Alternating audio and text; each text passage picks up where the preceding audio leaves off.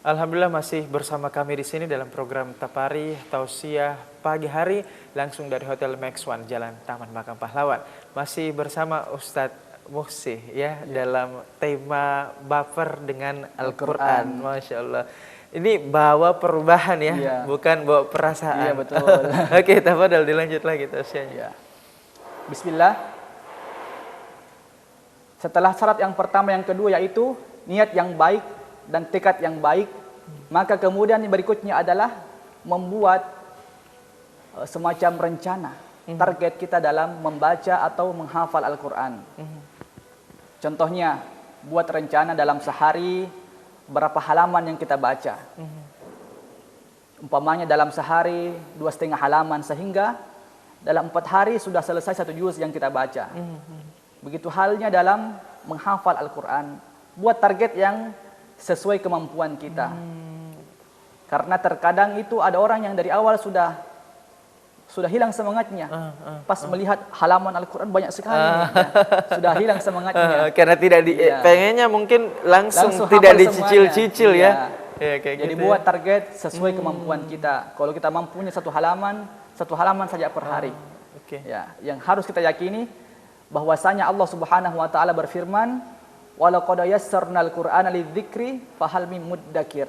Bahwa Allah Subhanahu wa taala itu sudah menjadikan Al-Qur'an sebagai sesuatu yang mudah untuk dihafal. Ya, coba kita lihat kalau kita mampu menghafal Al-Fatihah, maka kita juga harus yakin kita mampu menghafal surah-surah yang lain dan seterusnya. Ini saya ada pertanyaan nih, Ustaz. Ada nggak sih perbedaan antara kandungan pahala ketika kita menghafal Al-Quran itu dengan cukup memakai transliterasi saja, tulisan dalam bentuk Latin maksudnya, transliterasi ya kan, tulisan dalam bentuk bahasa, dengan langsung sumbernya yang bukan transliterasi. Ada nggak sih perbedaan kandungan pahalanya begitu, atau sama aja atau gimana tuh Ustaz? Ya, kalau pahalanya sih tentu lebih banyak pahala yang kita langsung dapatkan ketika membaca teks asli yang berbahasa Arab, karena itu adalah sumber aslinya. Adapun untuk yang terjemahan itu tidak menghasilkan pahala karena bukan sumber aslinya, tapi mampu mendatangkan kebaikan pada orang-orang yang membacanya, mampu mendatangkan ilmu bagi orang-orang yang membacanya. Tapi kalau kita ingin mendapatkan sebuah pahala, maka harus kita baca sumber aslinya. Boleh saya runut kembali, yang saya maksudkan adalah transliterasi. Jadi tulisan dalam bahasa Indonesia, bukan terjemahannya. Bukan terjemahannya. Iya, itu gimana tuh? Kalau transliterasinya, tulisan bahasa Indonesianya tuh Ustaz. Yang penting niat kita untuk dalam proses mempelajarinya, kita sudah mendapatkan pahala. Jangankan itu, bahkan alif, lam, mim saja itu sudah bernilai pahala. Apalagi kalau dalam proses tahapan mempelajari Al-Quran. Tetapi itu bagi orang-orang yang masih awam, tapi kalau sudah mahir, buat apa lagi membaca transliterasi. Jadi besarannya istilahnya tetap besar, namun jauh lebih besar yang langsung dari tulisannya ya, lebih mulia ya, lebih afdal, Masya Allah. Langsung yang berbahasa Arabnya, aslinya. Baik, kalau untuk misalnya nih, ini kan perubahan Al-Quran ya kan, zaman sekarang kan teknologi semakin canggih, semakin mudah juga kita membaca Al-Quran lewat di digital, namun semakin banyak juga pengalihannya, distraksinya. Tahu-taunya mau baca, terdistraksi dengan iklan, dengan artikel internet ilmiah dan sebagainya. Kalau misalnya nih kita udah niatkan, lantas misalnya itu terdistraksi, kemudian itu nggak jadi dibaca, itu gimana dong Ustadz? Apa dia dapat dosa kah, atau nggak dapat pahala tapi nggak dapat dosa, atau gimana tuh? Ya, inilah zaman kemajuan ini kan. Di samping ada sebuah kayak kemudahan, juga banyak tantangannya. Makanya saya tuh jujur lebih suka membaca Al-Quran yang kayak berbentuk buku, mushafnya, yang bukunya ya, daripada lewat handphone, karena tantangannya banyak sekali. Betul. Kalau kita sementara baca di handphone, ada notifikasi yang masuk, dibuka notifikasinya, lupa lagi Al-Qurannya begitu. Betul. Makanya ini tantangan juga bagi kita, diuji bagaimana kita mampu mendahulukan Al-Quran di atas segalanya. Disinilah diuji kita sebagai umat Islam. Oke, baik. Silahkan dilanjutkan lagi Ustadz. Ya, jadi Itu yang tadi kita harus buat target harian dalam membaca Al-Quran. Kalau kita mampu menghafal 1 halaman, maka pasti kita juga mampu untuk menghafal 2 halaman dan seterusnya. Ya. Terkait dengan kemampuan dalam menghafal Al-Quran atau membacanya, jadi kita itu ada 4 macam karakter manusia dalam menghafal atau membaca Al-Quran.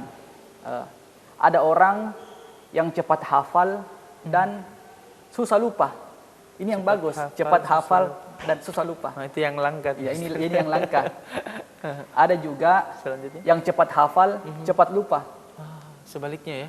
Bukan sebaliknya, bukan sebaliknya. termasuk standar lah. Cepat Standar, hafal ya? kan, cepat Standar, hafal, oke. cepat lupa. Ada juga yang lambat hafal, lambat juga lupa. Ini juga yang standar. Ya. Di tengah ya? Ya, di tengah juga sama-sama tadi. Yang ada juga yang keempat itu yang lambat hafal, cepat lupa. Ini yang kebalik yang Iya. dari pertama tadi ya? Ini lambat hafal, pas berdiri udah lupa. Ini macam-macam karakternya. Jadi setiap orang punya kemampuan yang berbeda-beda. Dan disinilah Allah Subhanahu Wa Taala uji kita, bagaimana kita mampu bersabar dalam menghafal Al-Quran. Bagi Allah Subhanahu Wa Taala menguji sejauh mana kita mampu betul-betul memperjuangkan apa-apa yang Allah Subhanahu Wa Taala perintahkan kepada kita. Betul, betul. Ya. Kemudian berikutnya, di antara langkah-langkah yang kita harus penuhi dalam hal membawa perubahan bersama Al-Quran itu adalah betul-betul menyediakan waktu untuk Al-Quran. Bukan mencari waktu kosong. Karena terkadang kalau kita mencari waktu kosong, tidak ada waktu yang kita dapatkan. Jadi betul-betul kita harus menyediakan, sengaja memberikan waktu untuk Al-Quran. Ya. Jadi sedikit bercerita, saya dulu waktu kuliah sering ditanya oleh teman-teman, Kak, bagaimana caranya menghafal Al-Quran bagi orang-orang yang sibuk kuliah? Nah, jadi saya bilang, ini adalah sebuah pertanyaan yang salah.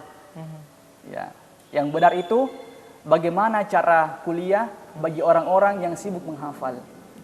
Jadi Al-Quran itu harus memang didahulukan. Kalau yang pertama itu pertanyaannya seolah-olah menghafal itu hanyalah sebuah sampingan. Al-Quran hanya sampingan. Ya. Sementara kalau ingin mendapatkan keberkahan Al-Quran, kemuliaan Al-Quran itu kita harus menjadikan Al-Quran sebagai sesuatu yang utama dalam kehidupan kita.